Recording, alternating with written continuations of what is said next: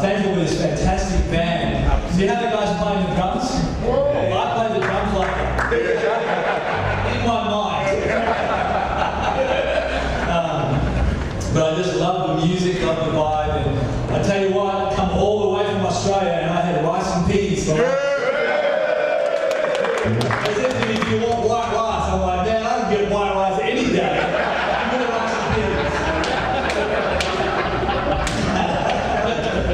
I loved it, and you know, I just feel like I've gained more than I've given. I've been so blessed by new friendships, blessed by old friendships, and just people that know me from the past. We've connected, and then just connect with these two men's group it means far more to me than you could ever know. And in my own personal journey, which I'm not even going to talk about, but in my own personal journey, for me to be here has incredible spiritual significance, and it shows me something about the God that we serve and His care for me. And I want to thank you for being a part of that, and just for allowing me to be here today. I feel blessed. And I'm looking forward to being in church tomorrow morning and all that the Lord's going to bring to us there. Amen. So, what I want to do is finish off probably a little bit differently, and I'm not going to go immediately to a text, although I promise I will use the Bible at some point. But what I want to do is I want to give you part history lesson, part personal testimony. One of the most significant battles of the Pacific World War II, okay, we're going way back now, was what's called the Kokoda campaign. And this was a battle that was fought between the Australians and the Japanese in a country called Papua New Guinea that just sits to the north of Australia. And so what happened was the war, Second World War, was focused primarily in the Middle East and Egypt, and that's where all of Australia's military was. And somebody suggested that the Japanese might try to come down and take Australia. And if they did, the way they would do it is that they would come through our closest neighbour on that side, which is Papua New Guinea. And they would come, on one beach side of the coast there in a place called Kokoda. They would go across the Owen Stanley Ranges into the capital city of Papua New Guinea called Port Moresby, take that capital city which has a harbour, and then from there they would be able to launch attacks and then ultimately take Australia. And everyone said, no, it's never going to happen. You know, the Japanese, they're not interested in coming down to Australia. And number two, the chance of them landing on that beach and then getting men across the Owen Stanley Ranges is nigh on impossible. That land is some of the most inhospitable and grueling terrain on Earth. It's a muddy jungle, extreme humidity, and in parts when you go over the top of the ranges, high altitudes with 30% less oxygen. And it would have been a very, very, they said, an impossible thing to bring an army across there. And so they dismissed those claims, and all the focus was on the Middle East. Well, what happened was, the Japanese did go to Papua New Guinea, and they did try to come down into Australia. They landed in Kokoda. So as soon as the word got out that the Japanese had landed, of course they had to scratch for Australian soldiers to go up there. We had none. They were all in the Middle East. It was going to take a while to bring them back by ship. The only people they had was these Australian reserve soldiers. And they had never fired real weapons. They'd done all their training with wooden cutout guns. So they just did their training, held up the gun and went bang. And that was their training. And so they would do all the drills, but they'd never fought anywhere, they'd never fired live weapons. And so they had these guys, and the real soldiers referred to them as chocos, or chocolate soldiers, because they said they're going to melt when they get in the heat, when they get into real battle, they'll just fold. Well, all we had was these chocolate soldiers, and so they sent these guys up there. And so what followed was an incredible campaign as ultimately the Japanese were repelled, and a great victory was won. Australia was preserved. And so ever since then, the Kokoda track, the trail that goes from Kokoda across the Owen Stanley Ranges into Port Moresby has become a revered place. It's become almost like sacred ground to Australians. And so what Australians do, is the hardy ones go to Papua Papua New Guinea and walk the Kokoda track. They hike the Kokoda track. It's one of the most difficult tracks in the top 10 difficult tracks in the world. And so anybody who hikes and has an interest in Australian history, this is the place you go. Thousands of Australians attempt it every year. Australians die on the track every year as a result of the grueling terrain. And so I got it in my head that I should walk the Kokoda track. And so everybody, was kind of talking me out of it and saying, people die and you have to sign all these contracts to say if you die, it's nobody's fault but yours. And once you start the track, there's no way out other than by helicopter rescue. So there's no exit. Once you start, you're committed. You're in. And so it takes 8 days, walking 12 to 14 hours a day in a row to do this. People fail, are medevaced, people my age have heart attacks on it every year. But I got it in my head that I wanted to do this track. And so I've got a guy in the church who agreed to do it with me. And how many know if you're going to go somewhere to die, have somebody go with you? He was fitter than me, so I didn't carry my body out. And so we trained for about a year.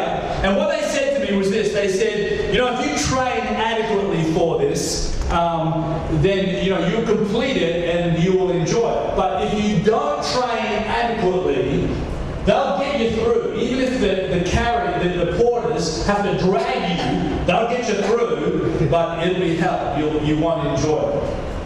And so I set out to train. Well, long story short, I didn't train enough. And so it was hell. I began that trek and I walked through Kokoda over 8 days. Some of the most scary moments of my life were lived on that track. It was an emotionally overwhelming experience. I was reduced to tears every single day. I was pushed so far beyond my limits, physically, mentally, in every possible way. I was pushed to extreme limits. And so when I came out of it and finished and came back and I began to reflect on all that had happened, I began to write down the things that God had shown me. Because one of the things that happened on that trek, you're walking a lot of times in solitude, on your own, not talking to anybody. In our trek, we had 12 trekkers and we had 17 what they call carriers or porters. And these are a hardy Highlands tribe that carry all the pots and pans and tents and all the stuff that goes with you. So you're like this expedition. But a lot of times you just stretch out in a long single file and you're doing this walk. And I met with God. Many, many times, met with God and felt His presence and felt Him speak to me very, very strongly. And so when I came back, I wrote down, actually while I was on the trek, in the night time when I'd crawl into my tent, I would try and scribble some words down in a journal. When I came back, I put them into legible words and I wrote a message and I printed that message. I just finished this trek just literally a couple of months ago. And this message that I want to give to you tonight, I preached in my church. And the reason I'm giving it to you tonight is because as I was preaching this message in our church, I knew I was coming here and I felt God very, very strongly speak to me and say, preach this message in Birmingham. And I believe that this message, I don't think it's the greatest message that you'll ever hear, but this is what I believe. I believe there's something in here for some men here tonight. Yeah. And that God's going to meet with you and God's going to speak to you and address something in your life and in your spirit and your character that's really going to help you get a breakthrough that you desperately need. And so there's several lessons from the track. I've called it lessons from the track, several lessons from the track. And the first lesson is this. Your impossibility teaches you empathy. Your impossibility teaches you empathy. When I began that track, I would set out each day and probably the first few days, I was incredulous at what we were being asked to do. So the first time we came to the bottom of a huge waterfall that went for thousands and thousands of feet up a sheer cliff. And the people in front of me, the carriers in front of me, just walked up to it and then started climbing up a waterfall with water coming down it. And it's like thousands of feet to the top. And in my mind, I'm going, no, it's a joke. They don't really mean this. What? No, it's just fucking around. Maybe they're going to do it, but they don't expect us to do it. But the line didn't stop. They just kept going until I get to the bottom of it and I realise we're going up there. And in my mind, I'm going, this is impossible. We can't, What about, duty of care, work safe, we're all going to die? I mean, these were the thoughts that were going through my mind as we began to climb up this. And this began to be my experience, hour after hour after hour. There's no way. To give you an example, one day we walked for 14 hours. I've been walking 2 hours in the dark, in the pouring rain, just with a little headlight. The track is awash with mud and debris. I'm in fear for my life. But after walking for 14 hours, I am mentally and emotionally spent. I've cried off and on for most of the afternoon and evening. I am beyond myself, beyond tired, beyond spent. And I see the lights of the little campsite where we're going to stop for the night, and my heart leaps, and I think to myself, we're almost there, but it barely registers. And so as we're coming down this incline, it's almost vertical, and I'm afraid of dropping, falling off the mountain. When I get to the bottom, I realise in a moment of time that the village is on the other side of a raging river. It's pitch black, it's raining, and there's just a huge log that goes across the river. The river's about as wide as this room. And it's just raging like this. And I got to that point, seriously, I wanted to sit down on the ground and cry. Because there's the village, but I've got to cross this raging river on this log. And I'll tell you where I was at emotionally, so you'll understand. I saw that. I was so deflated, but I was so despairing of life. I said, I don't care if I die. And I just walked out across the log. I'd rather just fall off the log and die than carry on this walk. I was so over it. I was finished. I was done. I'm like, take me now. I don't care. And miraculously, I walked across the log and got to my camp. But I had those experiences over and over again. I found myself going, no way, no way. I was not fit enough. I was just not fit enough. I trained hard, I thought, and probably was in as good a shape as I'd ever been, but I just wasn't fit enough. And so what was happening is that, when the group would take off, instead of me being in the front group, which is where I am usually in life, instead of me being in the middle group, man, I'm down the back with the slow coach, hopeless people right down the back. And the worst thing that could happen to you is when you went to move out of camp, the track leader would oftentimes take a really slow people and he'd say, listen, why don't you just leave now, and then push them out half an hour ahead of everybody else. And so it was like a walk of shame if you were asked. And so I was being asked. And you've got to understand, in my life, I've always been a natural leader. I've always fell on my feet. I've always things have come, well, not necessarily easily, but naturally to me. And I've always somehow managed to be in the front of the group or be in that place. And now here I am. That's completely reversed. I'm the slow coach at the back. I'm the guy that's like, look, can you go out ahead of us so you don't hold us up and, we'll catch up to you. And so mentally, emotionally, spiritually, it's doing my head in. Now, I was there in part to raise funds for one of our mission partners. People have sponsored me to do this. And one of our mission partners is a mission that is founded in our church. And it's called the Second Chance Project. And it's aimed at giving female prisoners a second chance at life. So the whole thought is that we live in the Lord in prison and we teach them self-worth, self-dignity, all that kind of stuff. And then when they come out, halfway houses, and we try to integrate them back into life and they can go on. And as I'm walking on the track, feeling the impossibility of how am I going to survive 8 days of this? How am I going to be able to climb the next mountain? How am I going to be able to cross the next river? It's impossible. That's the words that were coming to me. It's impossible. It's too hard. I can't do it. And as I'm thinking those thoughts, it was almost like God, by the Holy Spirit, just drove into my heart, and He said, that right, how you're feeling right now is exactly how those girls coming out of prison feel. They come out, and they've heard the promise of a new life and a new start, but it seems impossible that they're going to be free from drugs, that they're going to be free from abusive boyfriends, that they're going to be free from the friendship groups that held them down, and that somehow they're going to have a new life and be this new Christian person and go on. And the Lord spoke to me and he said, that's exactly how they feel. That sense of impossibility and couldn't happen and how could it be and how will I get through? That's how they feel. And I want to tell you, I began to weep and I began to cry for those girls and I began to pray for those girls as I was walking. And then God began to speak to me again and he said, the very people that you're preaching to on Sunday, that you leave and you see them all dressed nicer, smiling, but inside, how you're feeling now is how they feel every day.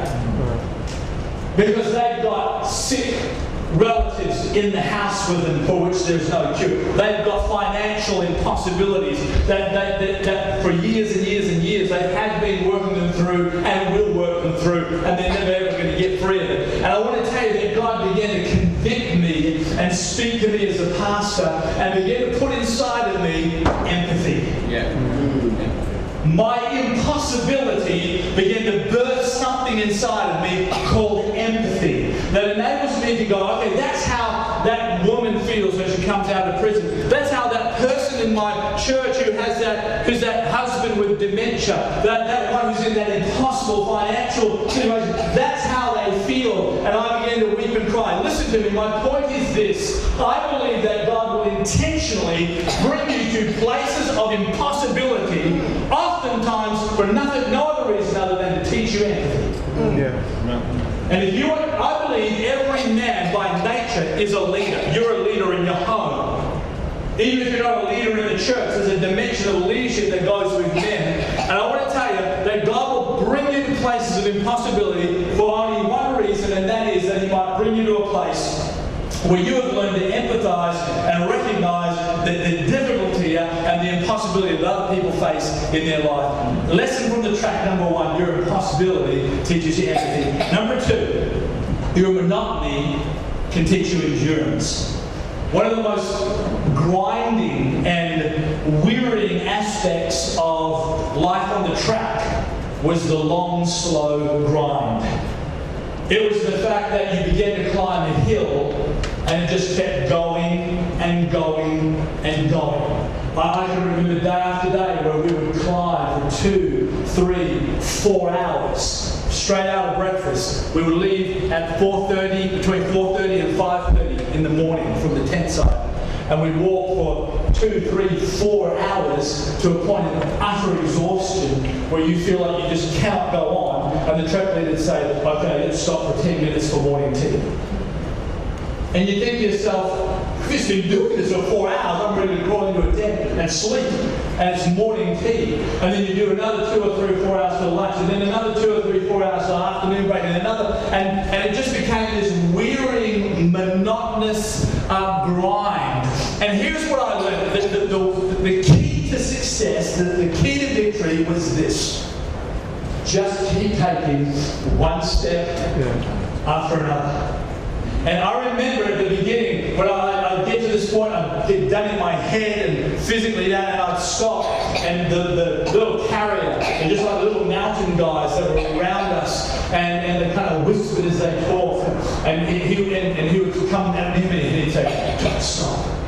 And I didn't understand, but after a while I realised what he's saying. You stop, you're not going to get there any quicker. And if I would just put one step in front of the other, one step in front of the other, and as I did that, ultimately I came to the end of that day, and ultimately I came to the end of the 8 days, walked out in victory, not because I was the fittest guy there, not because I was the fastest guy there, not because I was the strongest guy there, but I finished it because I put one step in front of the other.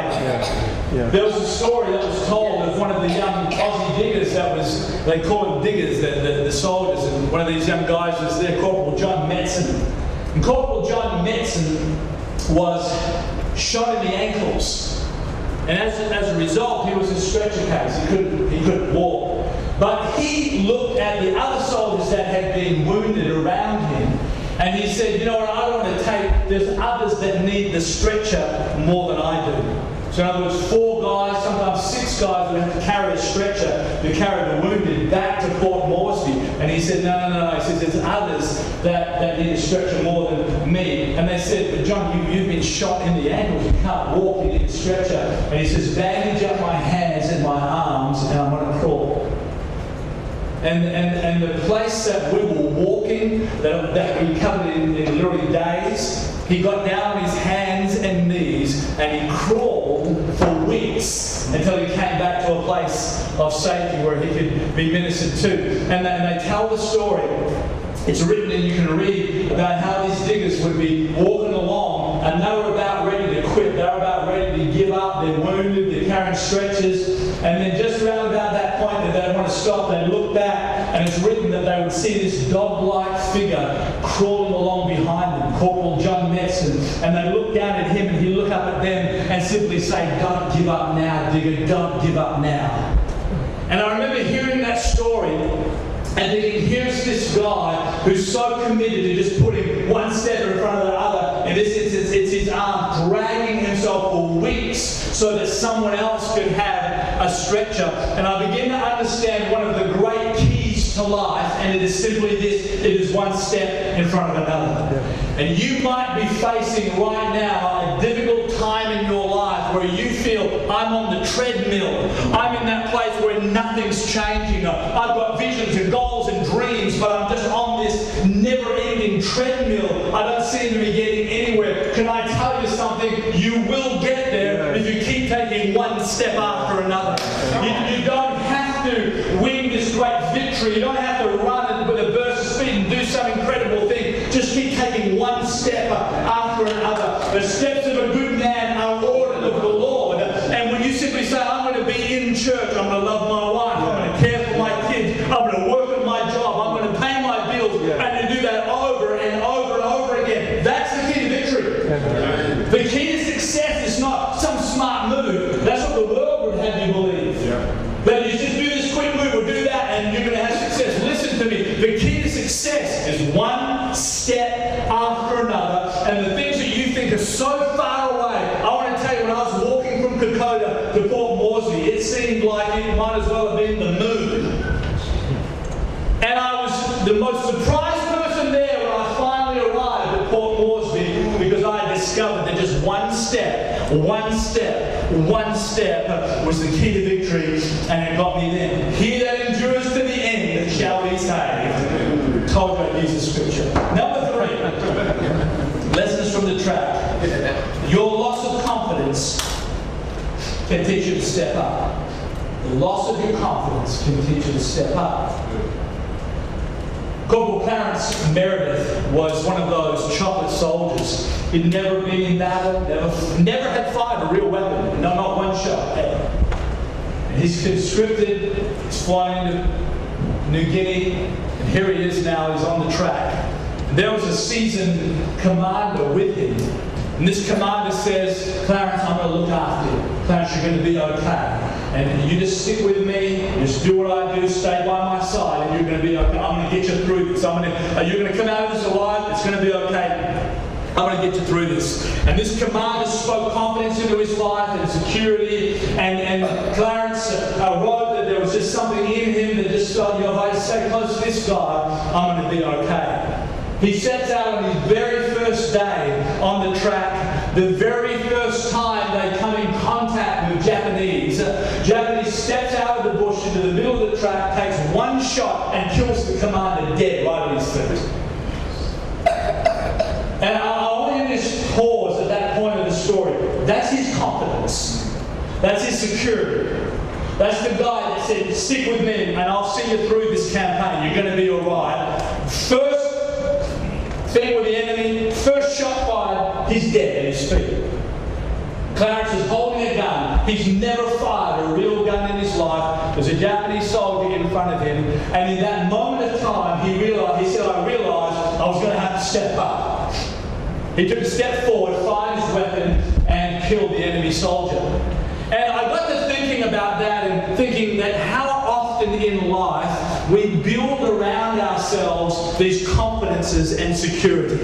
I don't know about you, but I always thought to myself when I was young, when I get married, I'll be able to handle it, of course, because I'll be an adult and I'll be mature. But how many know that when you go to get married, you still feel like a kid? I remember when we brought our first child home, and I'm looking at Christine, and I'm saying to Christine, we're just kids, we don't know what to do. We've got this little baby. I thought I'd feel different. I thought I would feel like an adult. I thought I would feel mature and wise.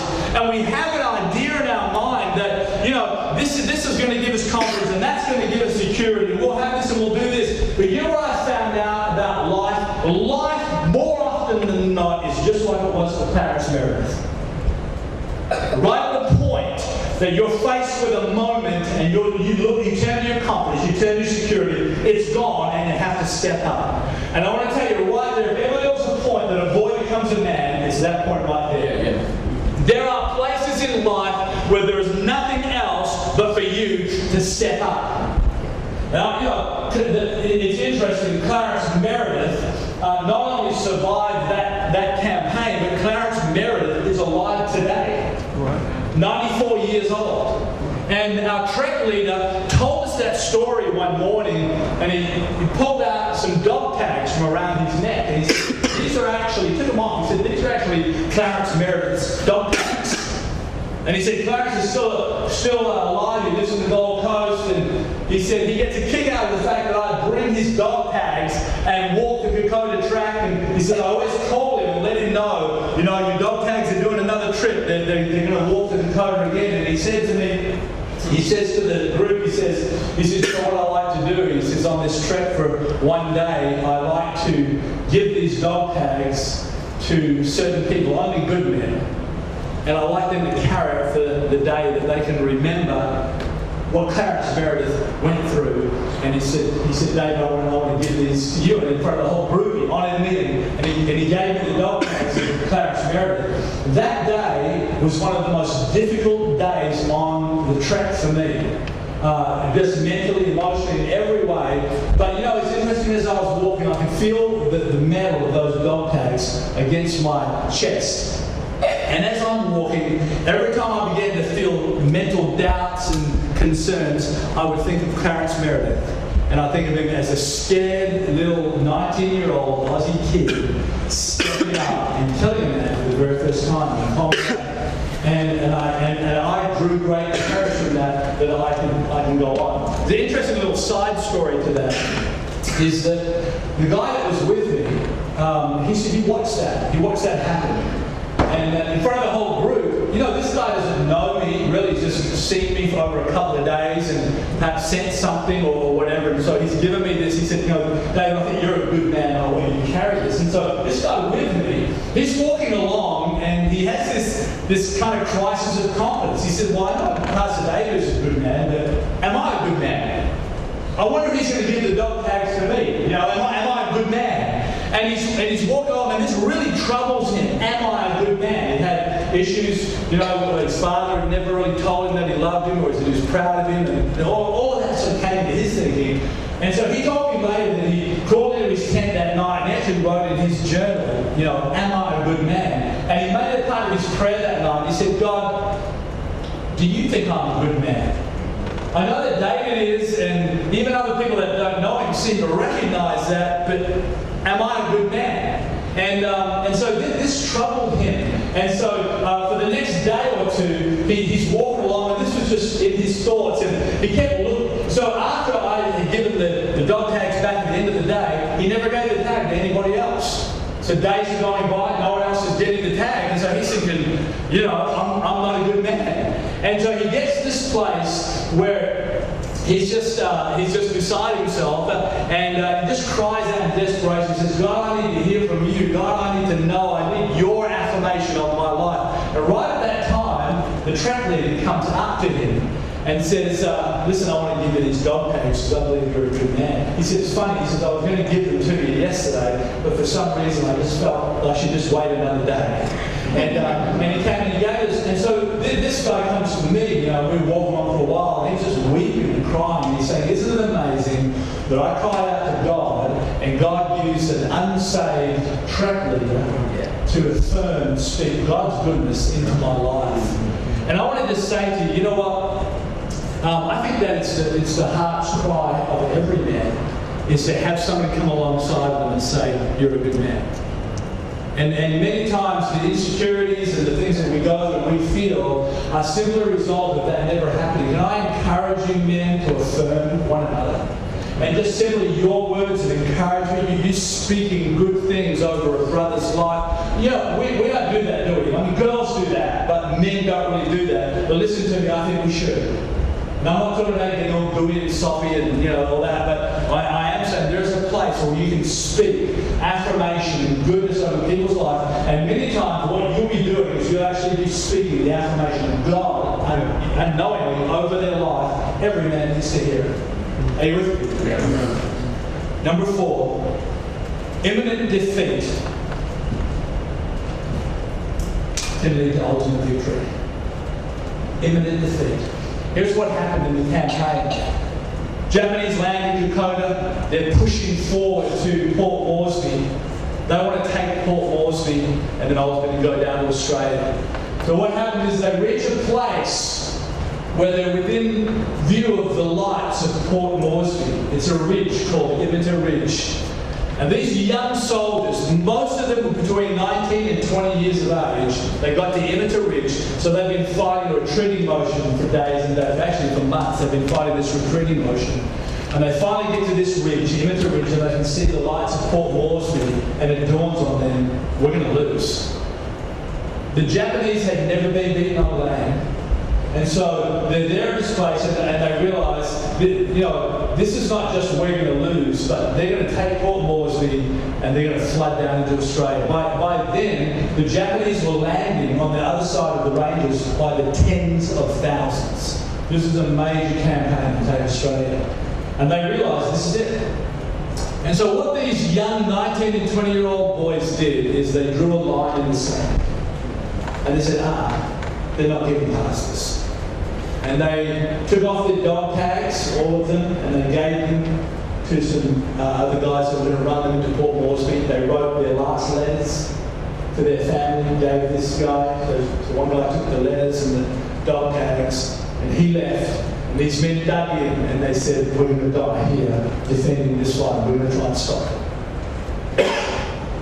And the story goes, as you would imagine, that they fought heroically. Many of them lost their life, but they repelled the Japanese. Unbeknownst to them, the Japanese had come so far from the coast, they were struggling to resupply. So they were struggling to get ammunition brought up, struggling to get food. So they were already very weakened. And once they encountered that strong resolve of the Aussies, they turned back. And so there was a great victory that was won at Imita Ridge. And to an Australian, when we say Imita Ridge, everyone understands that means a line in the sand. That means that's the point. We don't go past here.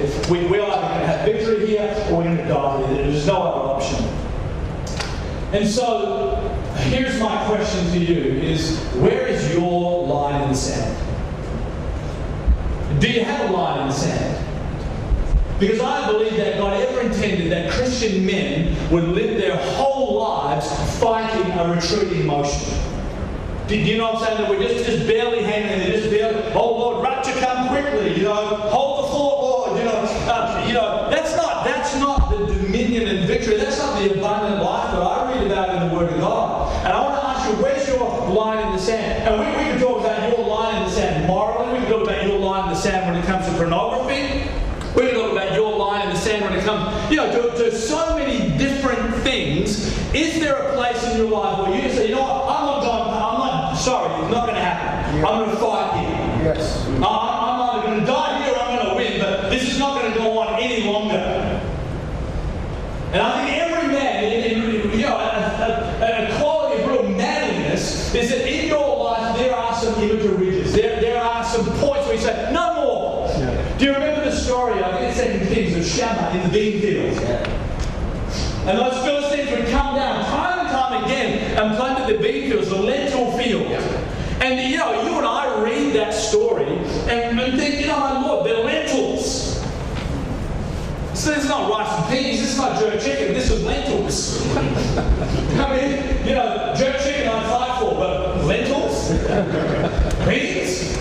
And the story about how one day this Shammah, he just decided, what? No way! I'm not putting up with that. I'm not having them take, okay, it's lentils, but they're my lentils. It's just a little field, but it's my field. And he stood his ground there and he won a victory. And I believe that story is in the Bible, simply to say that there are some things in life that are worth fighting for. And we haven't been in that whole combat military fighting kind of mode today, but can I leave a little thought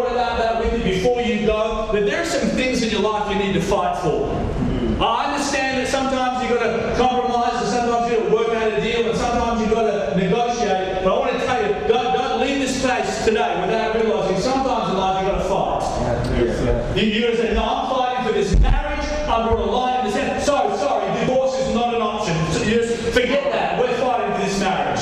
We're going to make this baby work. This is going to happen. I'm fighting for my teenage son. I'm fighting for my teenage daughter. I'm fighting for our church. Whatever. There has to be some point in your life where you draw a line in the sand and say, no more, I'm fighting. This is where I stand. I'm going to fight right here. What's your inner ridge? What's your beam field? And what looks like imminent defeat can oftentimes be ultimate victory. That God will push you to that place where it appears that all is lost, all is over. Listen to me. I'm not going to go and tell you my personal testimony, but I've been at that place at different times in my life. 5 years ago, for me, was that moment where the devil said to me, it's all over, you're finished, you're done, it's all, and it would have been so easy for me. It would have been so easy. In fact, people would have agreed with me if I said enough's enough and walked away. But I thank God that there was just a little spark inside of me. There's the gifts and callings of God without repentance. He's put some things in your heart. He's put dreams in your life. He's put giftings and callings. And right now you need to fight for them. You need to get a hold of God. You need to hold your ground. You need to stand and you need to fight for them. And I want to say there's some men here tonight, this is the word that you need to hear.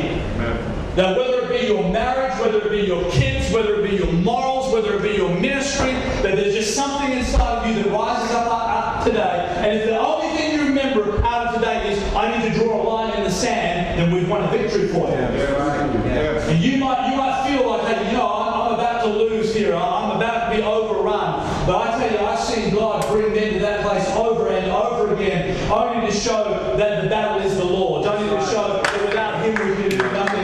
It was never ever going to be in our strength. And God has to bring us to that place many times to show us that God is our ultimate victory. And He's the one that ultimately wins for us. Number 5. There's just 2 more, 5 and 6. Number 5 is this.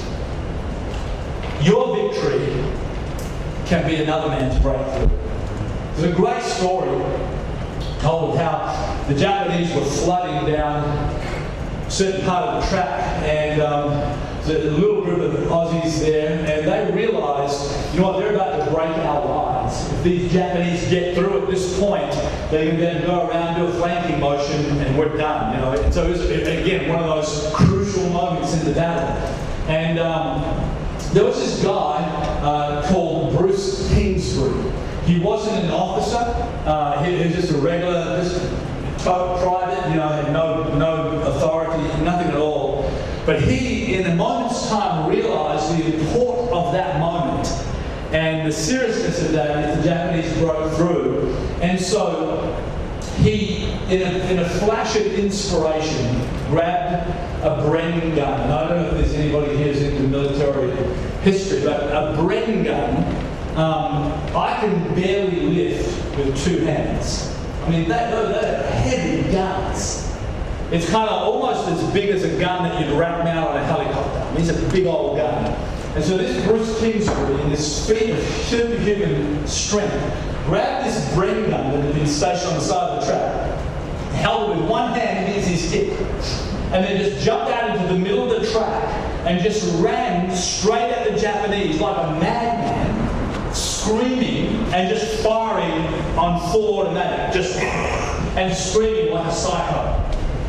It killed a whole bunch of the enemy, but it so freaked out the Japanese, this guy just running down the track wild-eyed, like he was invincible, that they actually retreated. And the sad part of the story is that eventually he runs out of ammunition, and so he kind of goes up to a rock to reload, and while he's reloading, the sniper shoots and kills him. And I've got a real treasured photo of me standing right at that rock, right at that point where he gave his life for us, for Australia. And so, and here's this guy. Anyway, what happened was, as a result of him doing that, all the other Aussie soldiers that were hiding in the bush, they were like, "Go, Bruce. Wow. Look at it. Wow, look, hey." And then something came over them. They jumped up and they just began to run down the track after him. And his heroism inspired all the men around him, and they won great victory. So here's what I'm trying to say, is that there are Bruce Kingsburys sitting here today. And I believe that God and life are waiting for you to get up and do what you need to do. Here's the point. Leadership is not always by appointment. It wasn't a colonel, it wasn't a captain, it wasn't a major, it wasn't even a sergeant. It was just a guy. And we think, well, I need pastor to give me a title, or I need to have some kind of authority, or who am I? Listen, leadership is not always by appointment. Leadership many times is by inspiration. That someone will just say, hey, well, no one else is doing it. I'm going to jump up and I'm going to do it. And then by you doing that, it inspires others to have their breakthrough as well. My prayer is that out of this we would find some Bruce Kingsburys. We'd find some men who would jump up and say, you know what, no one else is doing it, I'm going to go do it. And your bravery and your initiative and you doing that is what inspires other men to jump up alongside of you and press on and go down. One of the big things that happened as a result of that was this: the Japanese had built up an aura of invincibility. They'd never been beaten on land, anywhere. And the first time they were beaten anywhere on land was by these untrained chocolate soldiers in Papua New Guinea. And as a result of men like Bruce Kingsbury and John Metson and Clarence Merritt and these untrained guys winning their individual little victories, it destroyed this aura of invincibility. Can I tell you something? That there are people in our churches who the devil's got a number on their head and he's created a sense of invincibility. You'll never get free of that addiction. You'll never get free of that tendency. You'll never get free of that financial thing. You'll never get free of that fear. And when you break through, you destroy the aura of invincibility that the devil has created in people's minds. Your breakthrough, your deliverance, your victory, you being able to say, hey, I broke through. If I broke through, then brother, you can break through. If I had a victory in there, then brother, you can have a victory in that area as well. Your victory can be another man's breakthrough. I close with this. And that is simply this: there is a greater sacrifice. We finished our trek in Port Moresby by, they took us to the Bamana War Cemetery. And in the Bamana War Cemetery, it is one of those cemeteries that you may, it's a military cemetery that you may have seen pictures of in America, Arlington and that sort of place. Beautiful, beautiful green manicured lawns, and then literally hundreds and hundreds and hundreds of white headstones. And there at Bamana War Cemetery is a headstone for every single Australian soldier that lost his life in the Dakota campaign. 3,172 headstones. Stretched for acres and acres and acres. As far as your eye can see, you can just see headstones. And you know, along the course of the track, after having walked it, you have this incredible respect for these soldiers. Having heard their stories as day after day we're walking. And now I'm walking in Port Moresby through the headstones and I'm going, hey, there's John Metson's headstone right there, there's Bruce Kingsbury's headstone right there. And I'm looking at these men and I'm beginning to weep, you know, I'm emotional every day.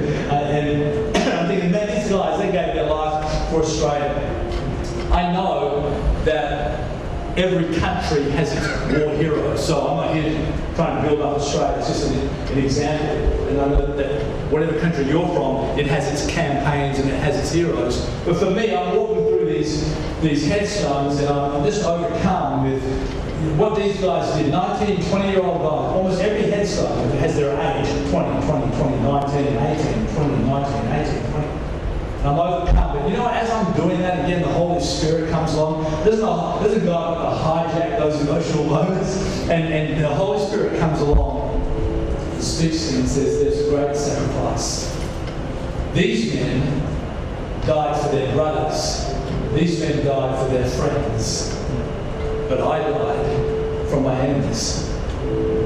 And I remember walking up and down those headstones and my eyes turned from the track, they turned from war heroes in the eyes of Australia, and I just began to worship, I began to look at heaven.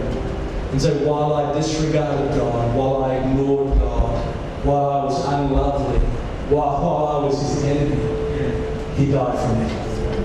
He gave his life for me. And I want to tell you something, that I believe that we need to live with that always in our hearts. I never stray far from the thought of what Christ has done for me. My identity is not pastor and all those things. My identity is a sinner saved by grace. Someone who is far from God, but God loved me so much that He died for me while I had no care for Him at all. Romans 5, verse 7 and 8, it says, it's a difficult thing for someone to die for a righteous person. It may be that someone might dare to die for a good person.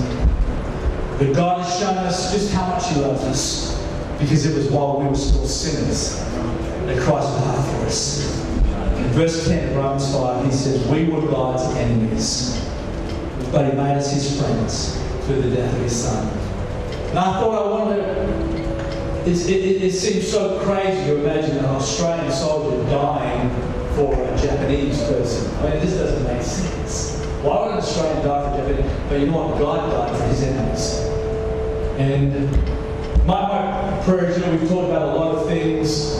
My prayer is that every one of us leaves this place with a great revelation of Jesus in our hearts.